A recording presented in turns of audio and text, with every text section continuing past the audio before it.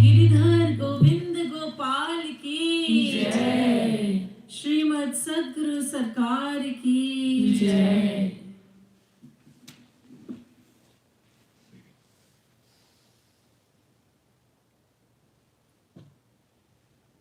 Now I humbly request all of you to give me your kind attention. If you have your cell phone with you, please do check it now and please make sure it doesn't ring. Thank you.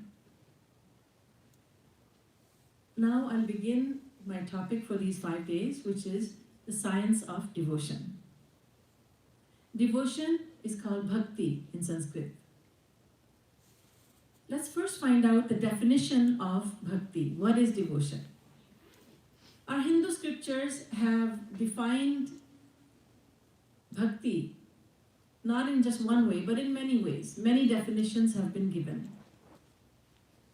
One is bhajanam bhakti, bhajanam nama rasanam. This is Gopal Tapaniya Upanishad. This verse says that bhakti means rasanam. Devotion means to taste the sweetness of God, the nectar of God. There's an animal called a cow. Cow and buffaloes, they have one stomach but 4 different compartments of that stomach.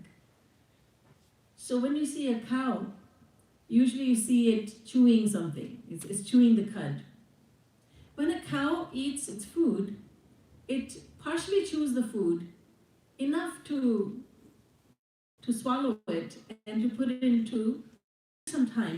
At leisure, this animal regurgitates the partially chewed once again. It's relishing the taste of its food.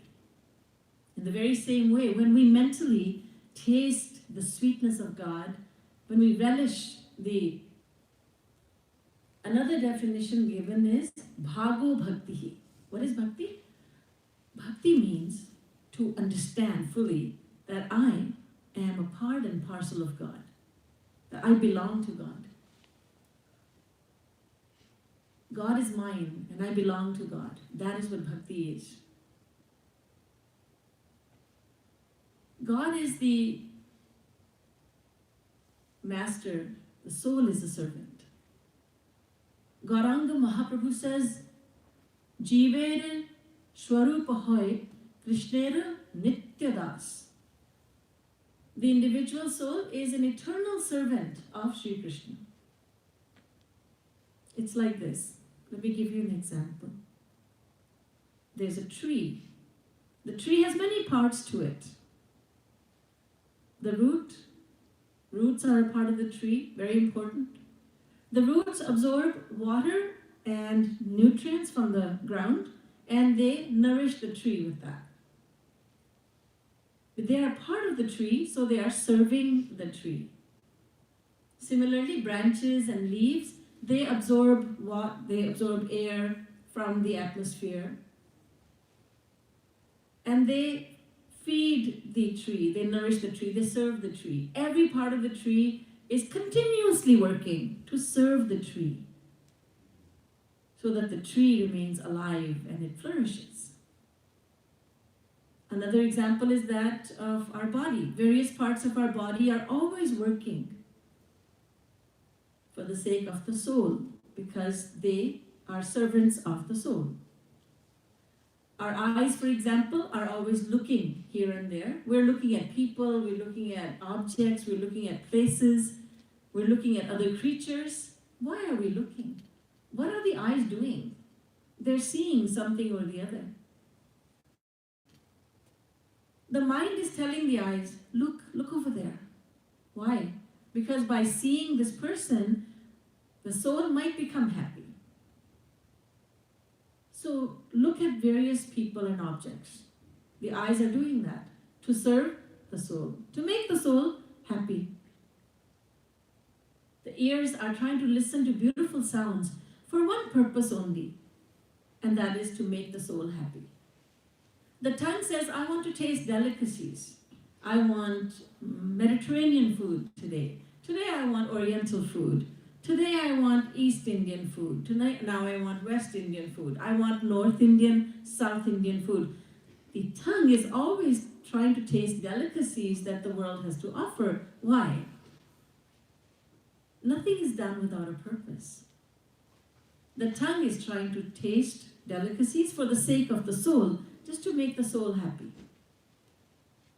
In this way, various parts of the body, all the parts of the body, inclusive of mind and intellect, they're always trying to serve the Atma, the soul. The soul is the master, the body is the servant.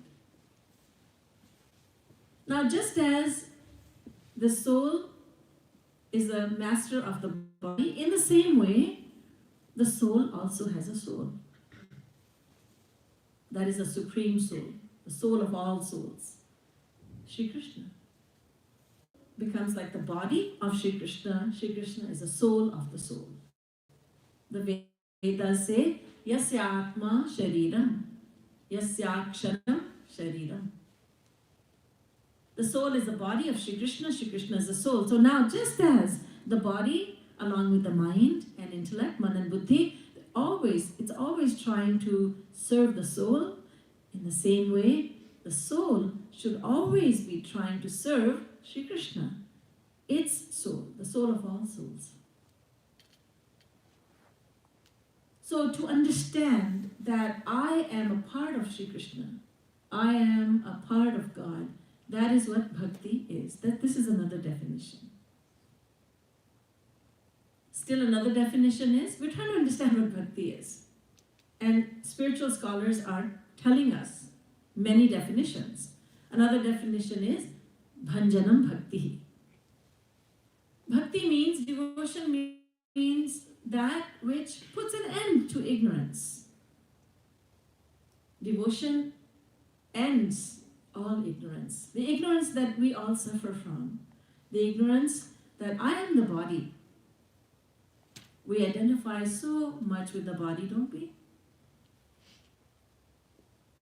When we think about who I am I? I am this body. I am a boy, I'm a girl, I'm a woman, I'm a man. I'm middle-aged, I'm young, I'm old. I'm tall, I'm short, I'm thin, I'm plump, like that. We think about the self to be the body. That's the main ignorance. But bhakti, when we practice devotion, that ignorance is destroyed. Then you start understanding, no, I'm not the body. I'm the soul. The soul is who I am. I cannot be that which is changing with every lifetime. Now I'm a human. Earlier I was a donkey. I had the body of a donkey. Then I had the body of a crocodile. Then I had the body of a mosquito. I've had the body of a tree. I can't be the body. The body is always changing. I am that which is always constant, which is always the same. That is the soul. So to understand this means that the ignorance is no longer there. And devotion does this for us. So bhanjanam bhakti. Devotion is that which destroys ignorance. And then Bhagwan Vedavyas, he gives us a very clear definition of what bhakti is. You know about the 18 Purans. One of them is Garud Puran. You've heard of it, of course. Garud Puran says, Bhaj ityesha vaidhatu sevayam parikirtitah tasmat yasi. The word bhakti comes from the root word bhaj. Bhaj means to serve. Vedavyasji says, bhakti means to serve God. What does it mean to do bhakti? He says, in plain and simple terms, he says it means